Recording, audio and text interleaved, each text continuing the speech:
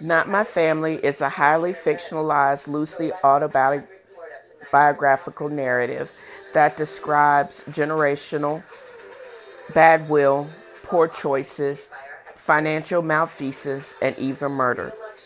The generational craziness is propagated like a tidal wave, threatening to drown everything in the deluge.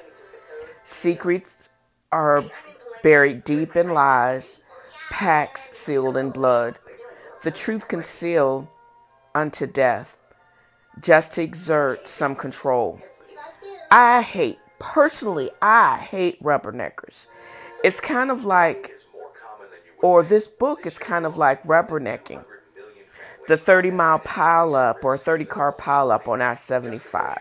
You want to look away, but you're drawn to the carnage.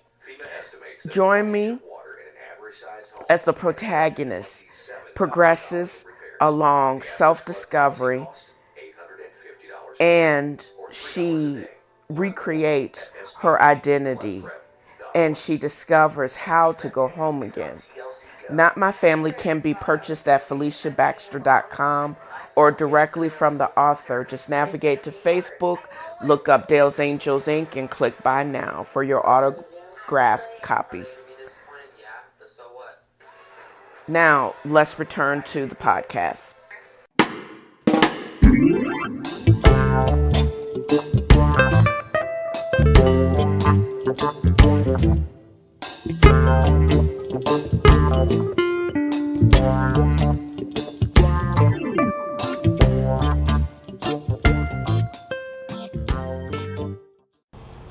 Hello, and welcome to another episode of TNFro Medical Minute.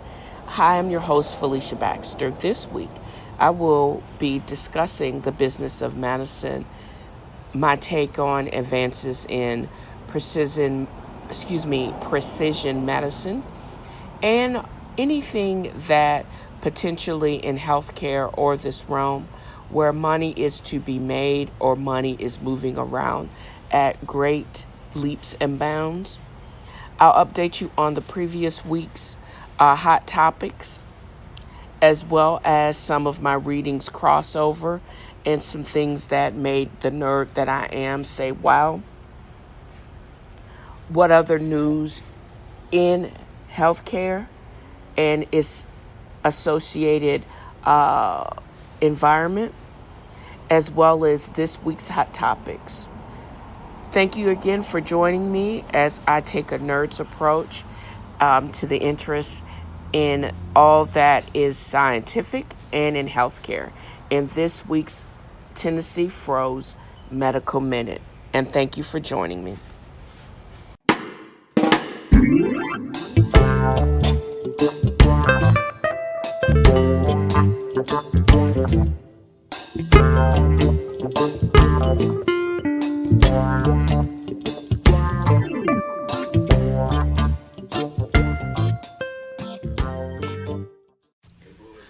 Welcome to the segment, or this part of the segment called Hannah's Corner.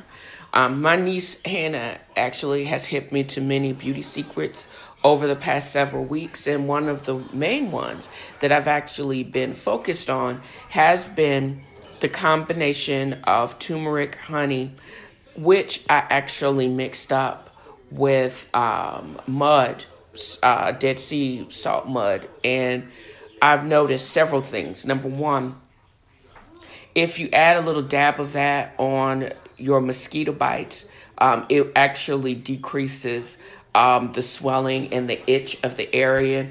And I think that is the turmeric component decreasing the inflammation, because turmeric and the active ingredient in turmeric has anti-inflammatory, also antioxidant properties, as I stated last week. But one of the other things that I've noticed is I actually love to take baths, and one of the things I do is a sugar scrub with a full body, well, most of my body sugar scrub that has jasmine, lavender, and I forgot the basis of the oil that's actually in there. I think it's either coconut or almond oil. And I utilize that. And in addition to that, after I take a bath, I had created my own extract of I think it's the Indian prickly pear. And if you hear me walking, I'm actually looking for the exact name. My combination is made up of almond sweet oil and organic amla, which is the prickly pear that I actually mixed with the almond oil and allowed it to sit for several days. And it extracted, again, the active ingredient that actually gives your skin not only a nice, healthy sheen, but also makes it extremely soft after the salt scrub opens up. I guess adds the it also adds the elasticity back to your skin. So I noticed, and I kind of accidentally would touch my leg, and I'm like, "Ooh, that's soft." And then I realized that not only in my legs and everything, my arms, hands, it actually softens up the most scaly of us. And I think the true test with someone with eczema is going to be this upcoming winter when it's actually cold and dry. This will add the necessary moisture to your skin, probably more so the expensive shea butter from Bed Bath & Beyond. I'm just saying. I love to read, obviously. Therefore, the TNFro is reading podcast. But for those hard to find titles, navigate to alibris.com. Alibris.com is chock full of hundreds of thousands of titles at a reasonable cost. So navigate to alibris.com/TNFro for those special deals. Plus, you can also navigate to DalesAngelsInc.com and check out updated daily deals at your pleasure. Now back to the podcast. Whoever said art imitates life was never lying, but I realized this week just how much books and fiction imitates true life, and also the science that is included in some of those works of art, especially in nonfiction or the memoir, can be very startling. Case in point, last week I finally finished up Lady Sings the Blues, which was the story of Billie Holiday. And it was just amazing about several misconceptions I had about her. Yes, she was violated when she was 10 and 14 years old. She was a victim of sexual assault, and it still is in the vernacular at that time to blame the victim. And she was put into a church school that and where the nuns abused her. Who knew? Kids will act out if they are raped, and I was always wondering what happened to the men, the 40-year-old or the grown men who hurts a 10-year-old. That is just the stupidest thing I've ever heard of. And how she survived that her horrible tragedies in her life, she basically which honed her craft. And how she was in pain for most of her life, and she self-medicated. Probably right up until she got clean, when she actually, they started this book, which was published in 1956. She would be dead 3 years later, and I don't know, I guess the general myth was that she OD'd. She didn't OD. She was actually clean, and she died of multi-organ failure, liver and heart failure, secondary to her years of self-medication. And I go back to, she just basically, I think, probably substituted one drug from the other. She was a heavy smoker, as well as a heavy drinker, but she didn't OD on heroin. And the heroin that they found in her room was probably planted by the dirty cops at the time. She had sold millions of records, had and has a dedicated following, basically overseas, and she had hundreds of songs that were recorded in a variety of from different studios, but she didn't own any of the masters.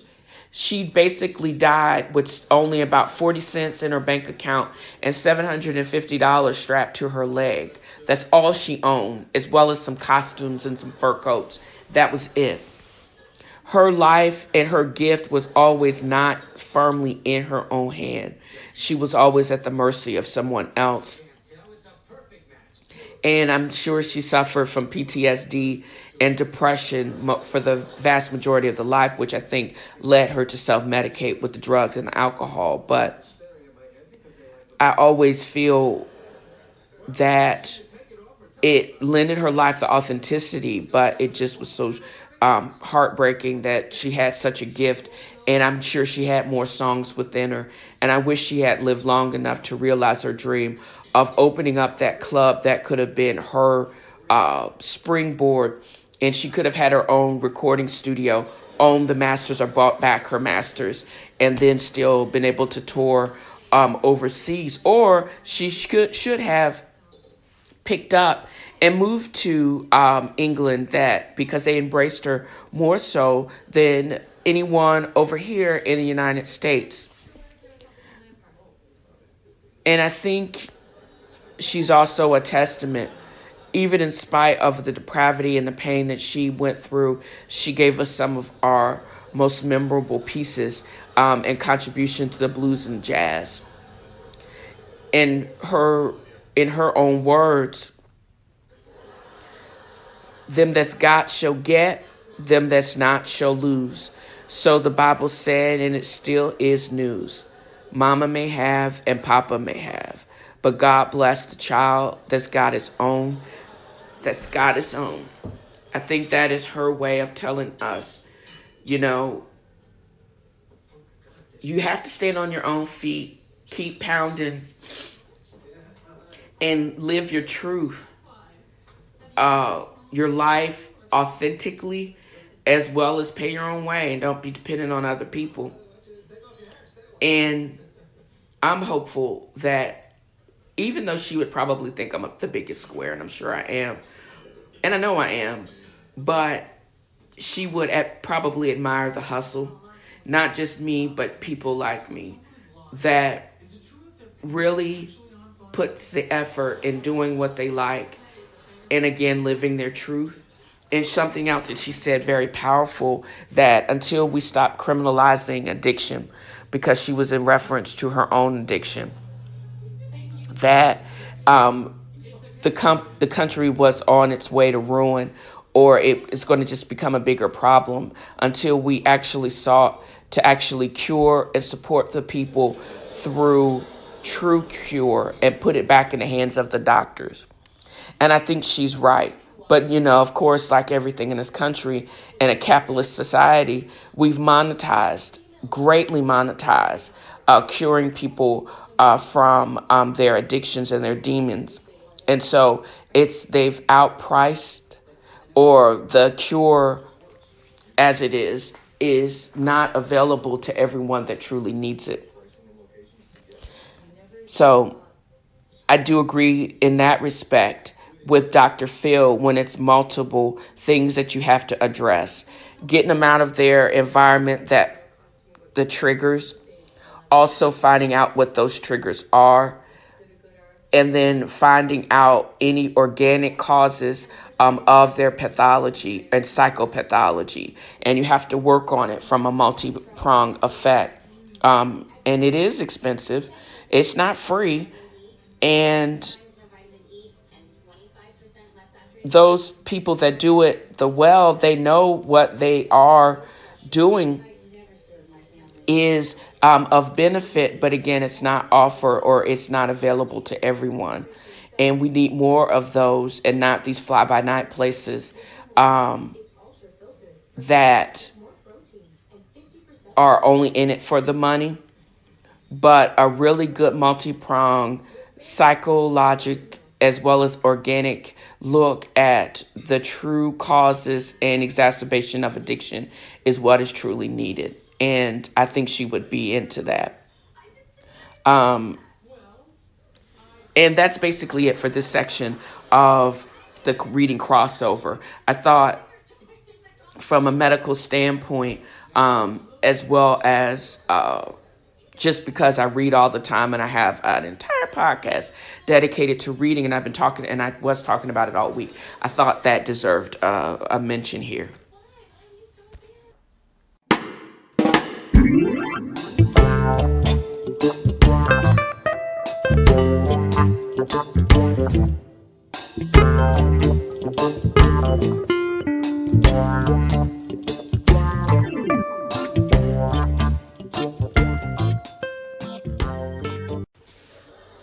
I was just wondering, this part of the segment, I may just add on into the hot topics of the day because I'm finding out when I update previous podcasts, hot topics, it actually is a hot topic, usually is a hot topic for that week. Case in point, vaping. Vaping is all over the news. There were 530 confirmed cases associated with the respiratory illness associated with vaping. And the death toll, I believe, is up to 6 to 7 right now. What the hot topic for this particular feature is that we know that there's just not only a respiratory issue associated with vaping, there's significant cardiotoxicity associated with vaping. There is vasoconstriction, which means the vessels just get tighter, so the blood can't get to it. So the blood can't get to vital organs like the lungs, the heart, kidneys, etc. That means necessary fuel like ATP, oxygen, etc. can't get to those vital organs. And once more, if blood can't get to these vital organs, toxins can't get out, meaning they just build up. Lactic acid, carbon dioxide, those things can build up and can be associated with damage of those particular organs. In fact, it's noted they've shown this in mice or rats, I should say, the damage to their lungs, but not only the cardiotoxicity to their hearts, with increases of heart attacks, ischemia. I'm wondering, sensitive organs, but the blood-brain barrier, what about the brain and the toxicity that's associated with not getting enough blood to the old noggin? And that was one of the things. Everyone knows of my complete hatred of everything West Virginia and Kentucky, with my experience there briefly this year, except for Wanda and her husband, Keith. But anyways, I believe that professor at West Virginia University was just right on point. The FDA and the researchers in New York, I believe it's either Presby or Columbia, they're not looking far enough, and they need to take into consideration the damage to many of the vital organs. That's not just associated with nicotine. That's not associated just with the toxins that you get when the release of those heated batteries and the contaminant in the oil. This vaping just gives you just such a high concentration of a multitude of things. It has a multitude of multi-system toxicity that can't be explained just by focusing on one thing. And we're looking at a crisis that is on the level similar to what we noted, probably even worse, a health crisis that may even be worse than smoking because of the wide scale possible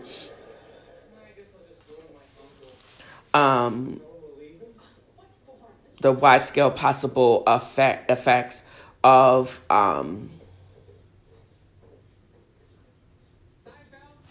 that we have not realized with smoking. And the reason why I'm pausing is because I wanted to look up, because I don't see my little sticky notes. All this technology, and I'm actually going.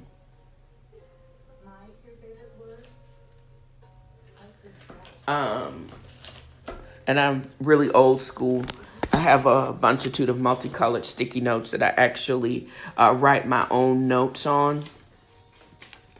And it's about a company that was started by our people, Coca-Cola, basically to misinform the world on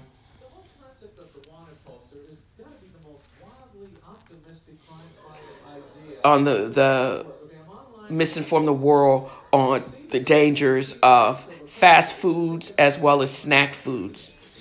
And they were in the news. Where did I write it? Let me go back. I actually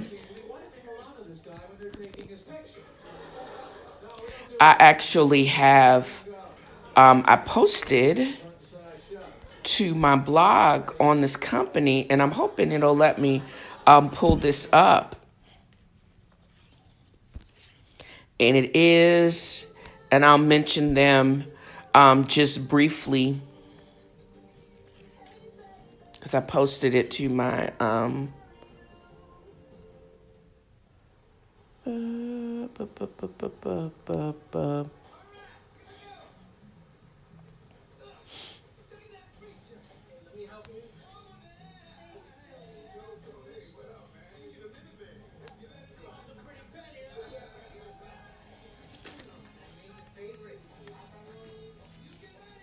and I'm sorry if it's taking me too long to find this because I'm having to navigate to my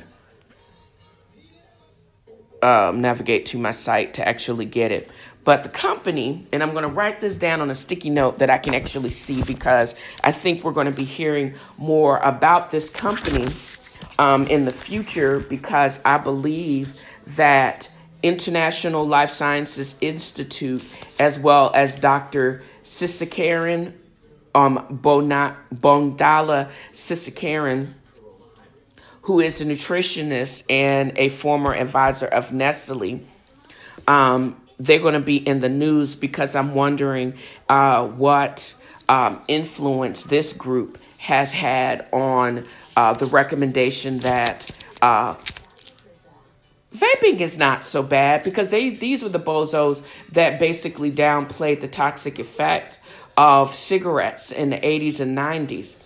I'm wondering how influential this group has been as far as potentially steering countries and companies and FDAs and other regulatory bodies away from realizing the potential toxic effect and the death toll that we are yet to realize with vaping. So I'm going to put them up on my look into list, and I'll get back to you on that. The other thing I noticed is the follow-up about the release of lead when Notre Dame burned. Aerosolized or lead in our atmosphere in general does not and is toxic to children at any level. So the cleanup is going to be probably going to take years. And they really need to move on it because it's been shown to have issues with anemia, as well as on the neurologic development in young kids, and it just is toxic even to adults. So they need to jump on that. And there's also the bankruptcy by Purdue Pharma. It just keeps going. This family ain't slick. They were found to be hiding billions of dollars offshore, so no one could touch it. They found it, and I'm sure those assets were frozen. But they also failed to turn over all the required documentation. They're getting ready to go down. But what I think is also more plausible, the stuff with Juul, and as I said in the beginning of this part of the segment, don't get it twisted. Vaping is not an alternative to the stopping of smoking. Just don't stop. The way the device is set up, it is to get you a higher nicotine concentration, get you hooked, and keep you hooked. Probably even more powerful than cigarettes ever could. This doesn't mean stop vaping and go back to smoking. Nah, don't do that. It's just don't start, and you need to stop. Either one is the bottom line. What else? This was just a week for people that like to talk, because everybody seemed to be cutting a fool. But that's all I got for you right now on this part of the segment, and thank you for joining me.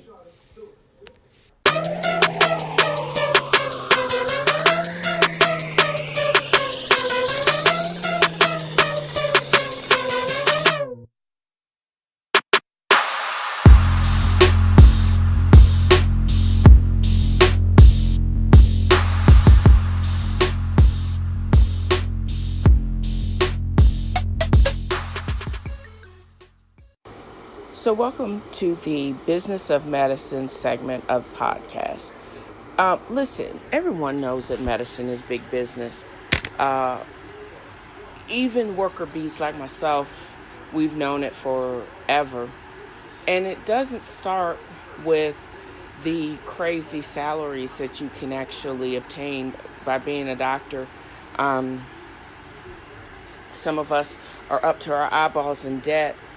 And I just was reading a article on Kevin MD about their physicians that live paycheck to paycheck. That's a reality.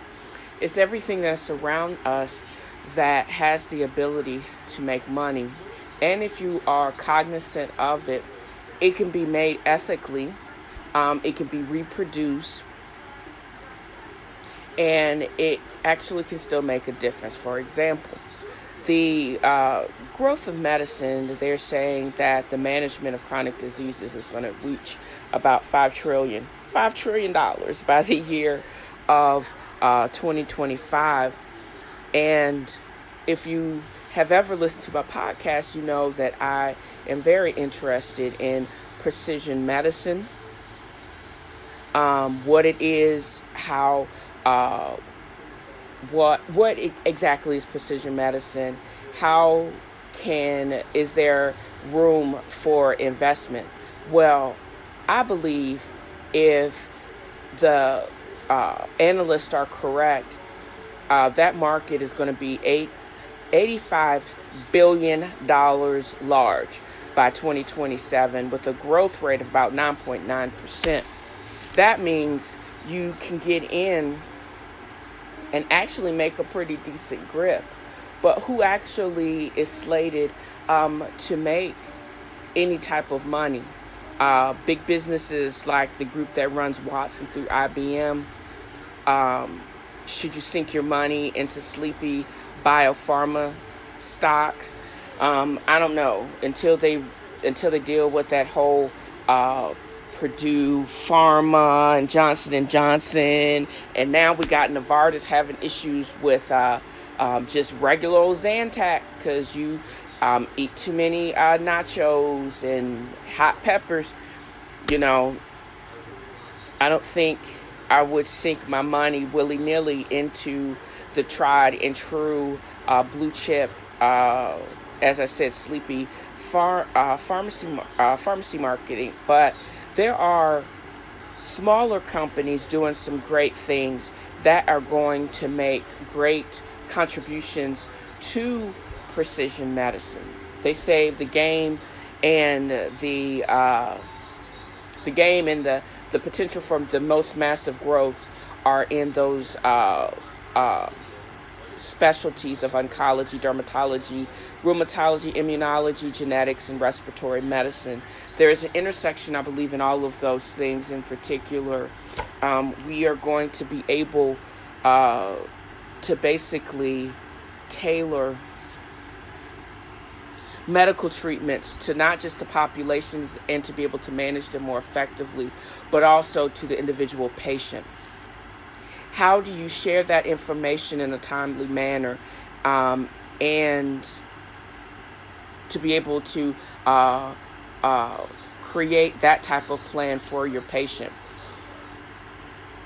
Or are you just like Color Guard, which their whole goal is to wipe out colon cancer? They suggest doing that by early detection, and it's pretty simple. I think it's kind of gross, TMI. You send them some poop, they test it for blood and for molecular markers of cancer, and you will or will not need to get follow-up colonoscopy. Test got approved in 2014.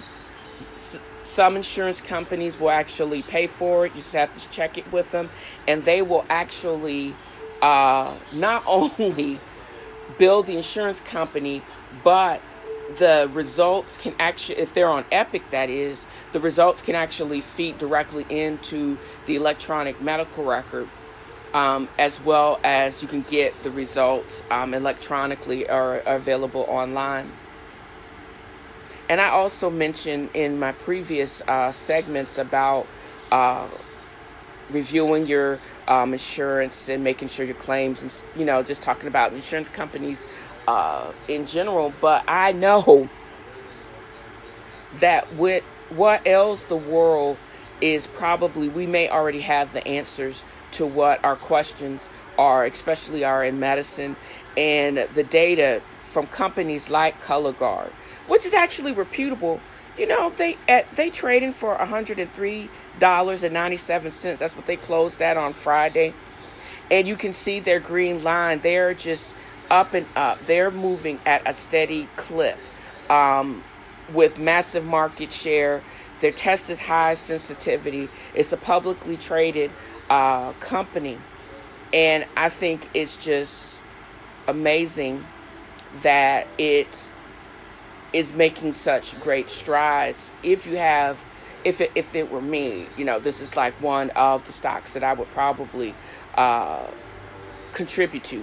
Not only make sure that if you are of the correct age that you're getting tested for colon cancer, but at the same time also investing directly into this company itself. But what I was getting to is,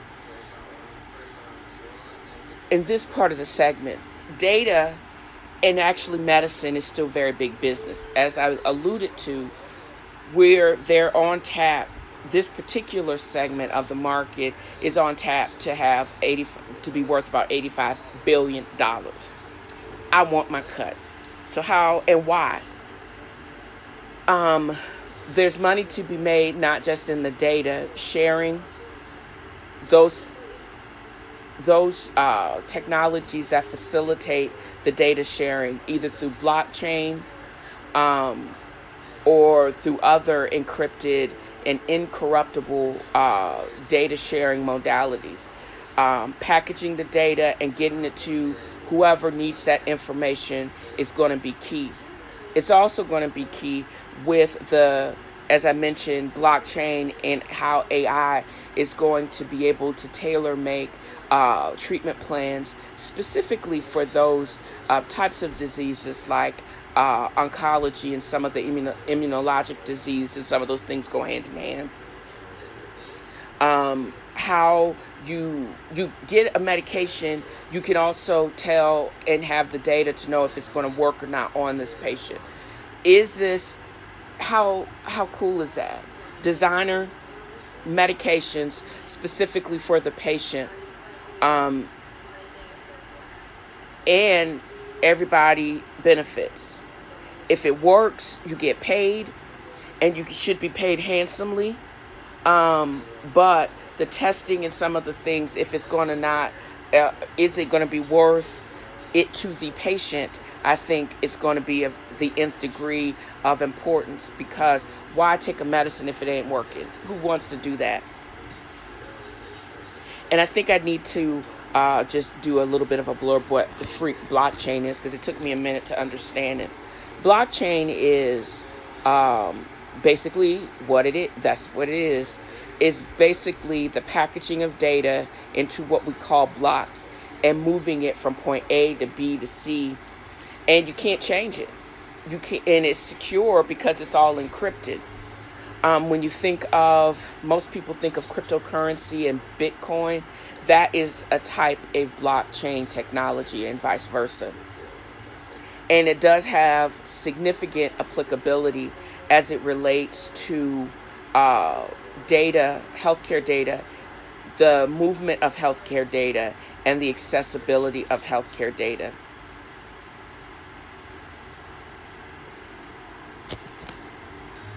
And also, for those of us that really don't have the time or the energy or the money to sign up with companies like Edward Johnson or Oppenheimer, there is several biotechs and ETFs to watch. What is an ETF? ETFs are exchange traded funds that basically, these are groups of funds that you don't have to have, what do they call those shares of, you don't have to buy massive shares of stocks, individual stocks, because I had mentioned X's or EXAS, that's the trading form for color guard, but the big massive funds, managed funds like Oppenheimer and BlackRock, etc., to be able to participate in some of the gains that can be afforded by these ETFs. Basically, it's like a collection of different stocks that are very similar in what they actually do. For example, IBB, which is the iShare Nasdaq Biotech, and ARC Genomic. Those are just a few of the ETFs that are being touted as of the collection of biotech that you probably want to take a closer look at, because they have all of these small cap stocks that are doing great things and are highly profitable, and probably within a short period of time, but also they're very future facing, meaning they're probably within the next 5 years, you're going to see massive moves in the biotechs. And these particular funds that I'm going to mention are just a collection of those. I'm going to list them out for you and do some explanation of the individual stocks, and they'll be actually listed up on my blog for you to take a look at also. As I stated before, the IBP, which is the biotech fund, there's ARC Genomic Revolution. I kind of like that one because it's a good name. I also like PSCH, which is a really small collection of funds that the companies deal with specific proteins and resins and the direct treatment, different than the Novartis and the Roches of the world, specifically for those diseases that can be devastating. There is FXH.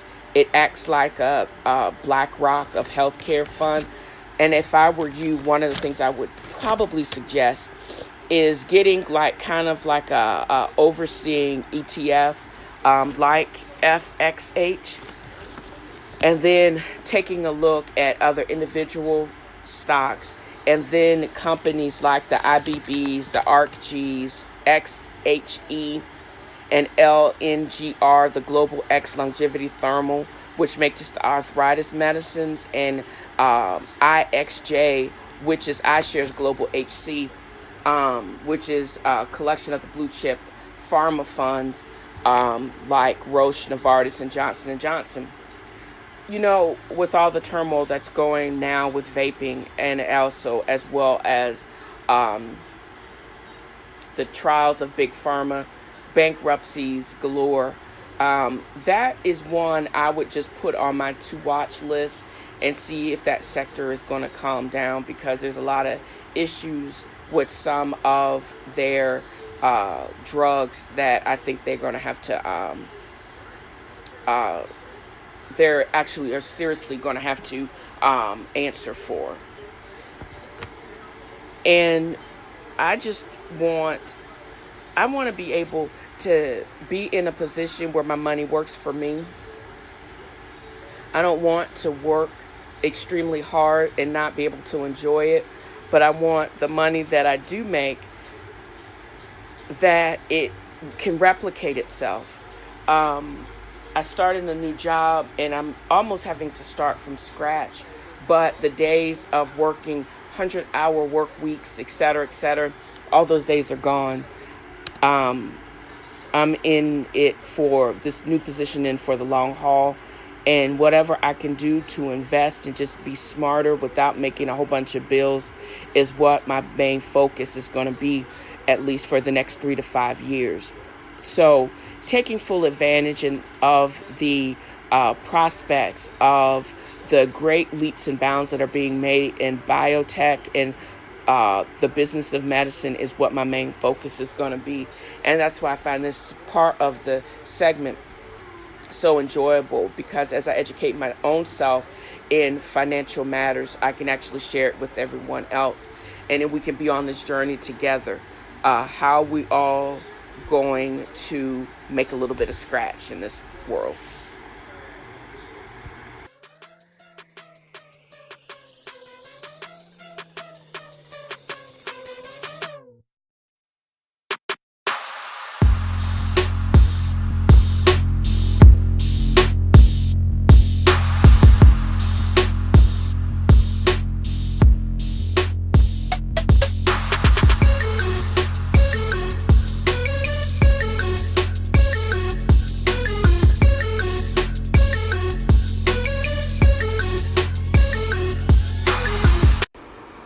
Well, welcome back to the segment called why I created the Tennessee Medical Minute, was actually to research and present meaningful and discussion of diseases that are making the news. What's making the news this week? The CDC released there's been an increase in activity of a virus called Eastern Equine Encephalitis virus. This virus is a alpha virus in the family Tocoviridae, single-stranded RNA. How do you get it? It's transmitted by mosquitoes, freaking biting son of a guns. The vector, it seems like the Culiceta type mosquito bites infected birds or infects the birds, and then they harbor it, and then they bite, then the mosquitoes rebite the birds, and then they keep the cycle going. Humans and equines or horses are the invectors. Once they get infected, it's not as if the mosquito can then rebite them and transmit it to someone else. They need a bridge mosquito, evidently, from a whole different family. Aedes, Coquetilda, and the Cutex mosquitoes actually are the ones that then probably can get the larvae or get the virus from the birds themselves and then transmit it to us. It can cause a pretty nasty disease. But going back to that, once you're infected, it can take up to 4 to 10 days for it to incubate before it can show up, if show up at all. For the lucky few that have no symptoms, is just a prolonged flu-like illness with the achy body, little bit of stomach, and a low-grade fever that can last up to a couple of weeks. But for the more severely infected, they get the headache, stiff neck, all the encephalitis kind of picture, crazy, high fevers, delirious. Those that are most severely affected, I didn't know, which can include also convulsions and coma. If you survive the most severe manifestation of the disease, you can still come back crazy as a bed bug. Sorry. There's about a third that die within the first week and a half of the illness. And then those that survive the serious sequelae can actually have significant neurologic dysfunction for the rest of their life. But the surviving of the illness only can truncate your life, because these unfortunately can still go on to have an early death. There is no treatment at this time, no vaccine, and no antidote that can prevent the disease once you are infected, unfortunately. It's just like smoking, just don't start. There is some protection afforded by DEET containing chemicals. Don't have any standing water in your yard. Make sure it's drained and make sure it's treated. And also try not to be outside when the mosquitoes are most active, which in North Carolina in particular is right before dusk. But that's also the best part of the day, because that's when they can be the most active, but at the same time, it's also the most pretty part of the day because you're watching the sun go down. There haven't been too much activity that's been noted in Tennessee and Kentucky, but they've been balling out in Virginia and North Carolina, so you guys got to be careful there. And just wear your DEET or I think it's a camphor lemon oil kind of natural concoction that you can use too. But I use my off, and I have like a haze of off and pre-treatment with Raid just to watch the little buggers drop out of the sky, because I ain't got time for that. And I don't want to get sick. So, and also for my pediatric and hospitalist friends, if you have someone that hits your door, especially this time of year, of course think regular influenza A and B, because those bugs, especially in the southeast, it can be active even in this early. But start thinking a little bit outside of the box. West Nile, not so much, but Eastern Equine Encephalitis, just because where we are. And if you look on the CDC's website, you can actually find out that this is the activity of this particular pathogen. And this should be on your differential diagnosis list. So just think about that. And that's basically it. That wraps up this episode of TNFro is Reading. I hope you enjoyed my Hannah's home remedies section, my updates on vaping, my crossover reads, and just the way to how to ball out and make a little bit of money in medicine. And I hope you will take the time to navigate to www.dalesangelsinc.com or shoot me an email. Let me know how I'm doing, or to ask a question that you want me to address on air. You can also leave a short voicemail message at my Google phone, 423-463-0658. Leave just a 2-minute message. No trolling responses, please. If the question or what you would like me to discuss, if it's interesting and non-trolly, I may actually play it on air. And you can also leave a 30-second comment or question at the Deb08 app.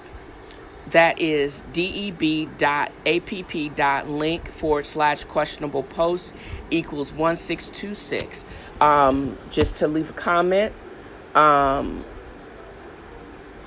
If this is something you want, if there's something that's just burning and that you want me to address on the show, again, non-trolly, I may actually look it up and play it on air. And as always, it takes money to make money, but what I do because I actually like doing it.